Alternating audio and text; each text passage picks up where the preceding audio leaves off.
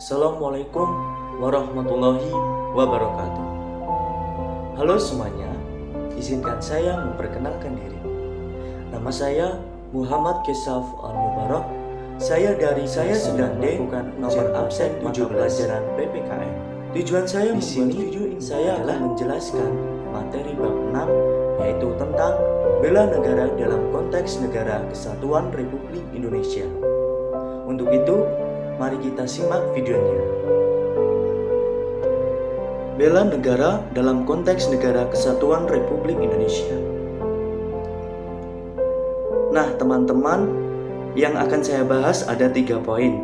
Poin yang pertama adalah perjuangan mempertahankan NKRI. Poin yang kedua adalah bentuk-bentuk ancaman terhadap NKRI. Poin yang ketiga adalah upaya mengisi dan mempertahankan NKRI. Untuk poin yang pertama, saya akan membahas tentang perjuangan mempertahankan NKRI. Keinginan bangsa Indonesia untuk membangun sendiri negara yang merdeka dan berdaulat mendapat tantangan besar dari pemerintah Belanda. Perjuangan mempertahankan kemerdekaan melewati beberapa episode yang sangat penting, teman-teman, yang mengkombinasikan antara perjuangan fisik dan diplomasi atau perundingan-perundingan selama kurun waktu 1945 sampai 1949. Dalam perjuangan mempertahankan NKRI ada 2, yaitu perjuangan fisik mempertahankan NKRI, yang kedua perjuangan mempertahankan NKRI melalui jalur diplomasi. Yang pertama adalah perjuangan fisik mempertahankan NKRI. Perjuangan fisik merupakan perjuangan yang dilakukan dengan menggunakan senjata atau mengandalkan kekuatan militer. Perjuangan fisik dilakukan lewat pertempuran. Selain itu, biasanya dalam perjuangan fisik juga mengakibatkan banyak korban berjatuhan dalam memerdekakan Indonesia. Banyak pahlawan yang menggunakan perjuangan fisik untuk mengusir para penjajah. Teman-teman, berikut ada contoh sejarah dari perjuangan fisik mempertahankan NKRI. Yang pertama adalah Pertempuran Surabaya 10 November 1945. Peristiwa bersejarah ini dipicu oleh tewasnya Brigadir Jenderal Maleby dalam pertempuran di Surabaya, Provinsi Jawa Timur. Dalam peperangan itu, Maleby tewas terpanggang di dalam mobil yang ditumpanginya. Diduga akibat terkena lemparan granat saat melintas di depan gedung Internasional. Yang kedua adalah perlawanan terhadap agresi militer Belanda. Untuk menguasai seluruh wilayah Indonesia, Belanda melancarkan agresi militer sebanyak 2 kali. Agresi militer pertama dilaksanakan pada tanggal 21 Juli 1947 dengan menguasai daerah-daerah yang dikuasai oleh Republik Indonesia di Sumatera, Jawa Barat, Jawa Tengah, dan Jawa Timur. Agresi militer kedua dilakukan kembali pada 19 Desember 1948 yang diawali dengan serangan terhadap Yogyakarta, ibu kota Indonesia saat itu, serta penangkapan Soekarno, Muhammad Hatta, dan tokoh lainnya. Yang ketiga adalah Perang Gerilya. Perlawanan bangsa Indonesia dilakukan dengan perang gerilya, yaitu perang dengan berpindah-pindah tempat. Salah satu perang gerilya dipimpin oleh Jenderal Sudirman. Setelah berpindah-pindah dari beberapa desa, rombongan Sudirman kembali ke Yogyakarta pada tanggal 10 Juli 1949. Salah satu hasil perang gerilya adalah serangan umum tanggal 1 Maret 1949 yang dipimpin oleh Jenderal Sudirman. Serangan ini memberi dampak bagi dunia internasional tentang keberadaan NKRI. Nah, teman-teman, tadi adalah sejarah perjuangan fisik mempertahankan NKRI. Selanjutnya, saya akan membahas yang kedua, yaitu perjuangan mempertahankan NKRI melalui jalur diplomasi. Perjuangan melalui jalur diplomasi adalah usaha untuk mempertahankan kemerdekaan bangsa Indonesia melalui jalur damai, yakni dengan perundingan. Pada perundingan tersebut, Indonesia melakukan tawar-menawar kepentingan dengan melibatkan pihak-pihak yang netral seperti PBB atau negara netral lainnya. Teman-teman, berikut ini ada beberapa perundingan yang dilakukan oleh Indonesia dengan Belanda pada masa revolusi kemerdekaan. Yang pertama adalah Perjanjian Linggarjati. Perundingan Linggarjati adalah suatu perundingan antara Indonesia dan Belanda di Linggarjati, Jawa Barat pada tanggal 10 sampai 15 November 1946.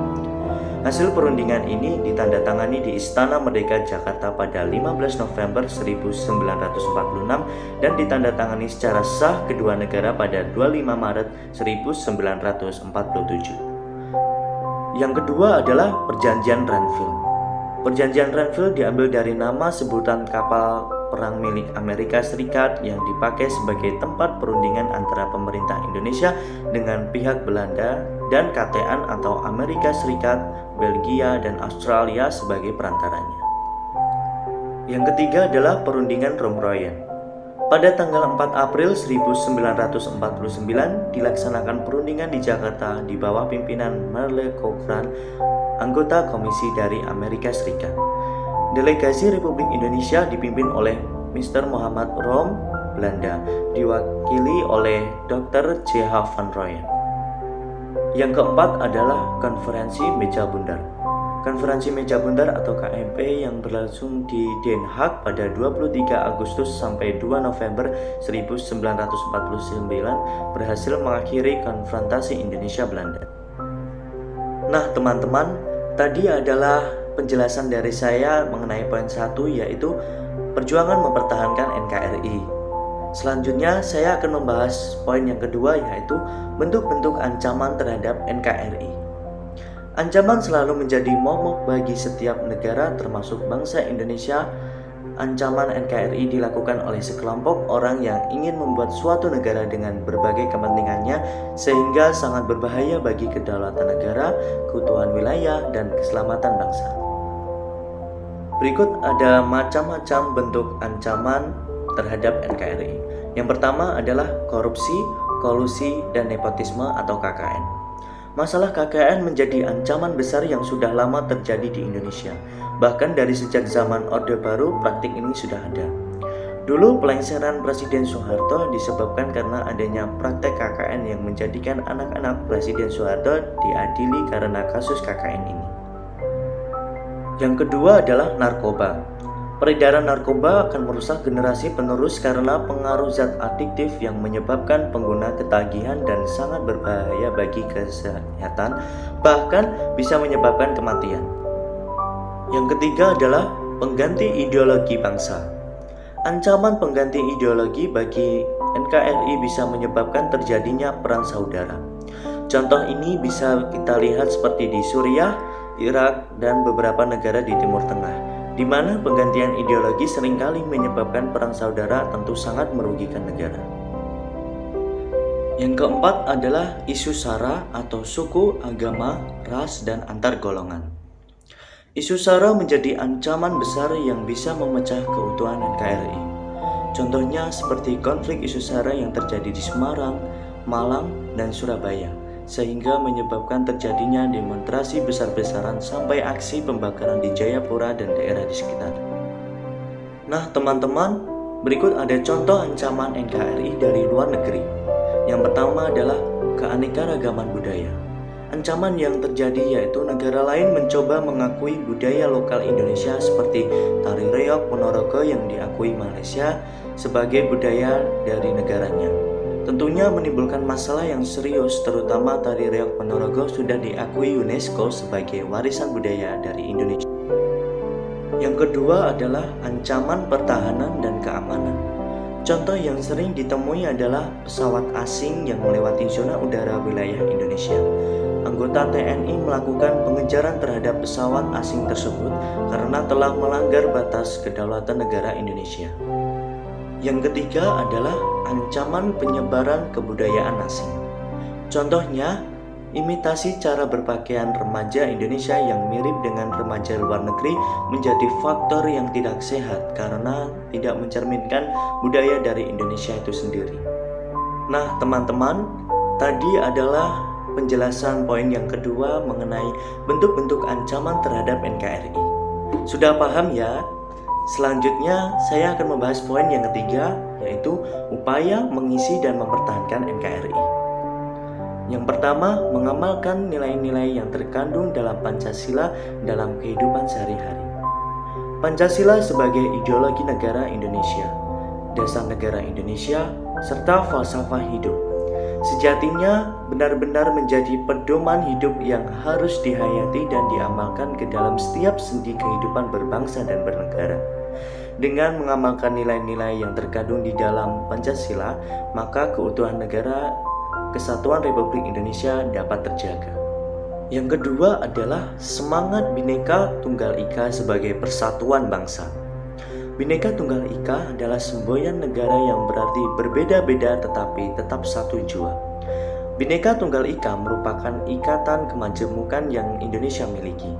Salah satu cara merawat kemajemukan bangsa Indonesia adalah dengan belajar menerima kebinekaan itu sendiri sebagai sebuah kenyataan agar menjadi kekuatan.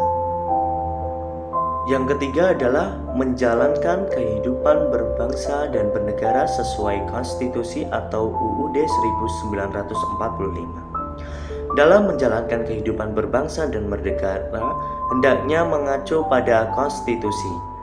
Dalam UUD 1945 telah diatur secara jelas mengenai hak dan kewajiban warga negara. Kewajiban warga negara hendaknya didahulukan daripada menurut hak. Dengan demikian akan tercipta tatanan kehidupan berbangsa dan bernegara yang aman dan tertib. Yang keempat adalah melaksanakan usaha pertahanan negara. Segala ketentuan mengenai pertahanan negara tercantum dalam UU Nomor 3 Tahun 2002 tentang Pertahanan Negara. Nah, teman-teman, bagaimana sih cara mengisi kemerdekaan? Cara mengisi kemerdekaan ada 5. Yang pertama, belajar dengan sungguh-sungguh.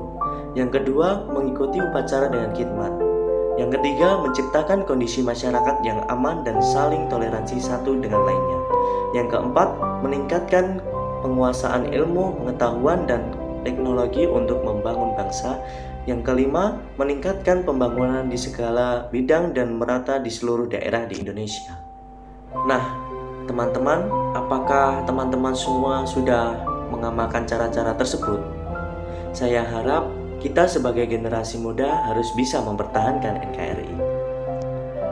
Jadi, kesimpulannya adalah menurut UU Nomor 3 Tahun 2002 tentang Pertahanan Negara, bahwa bela negara adalah sikap dan perilaku warga negara yang dijiwai oleh kecintaannya kepada Negara Kesatuan Republik Indonesia yang berdasarkan Pancasila dan Undang-Undang Dasar 1945 dalam menjalin kelangsungan hidup bangsa dan negara yang seutuhnya. Demikian materi yang dapat saya sampaikan, kurang lebihnya saya mohon maaf. Terima kasih, semoga bermanfaat. Wassalamualaikum warahmatullahi wabarakatuh.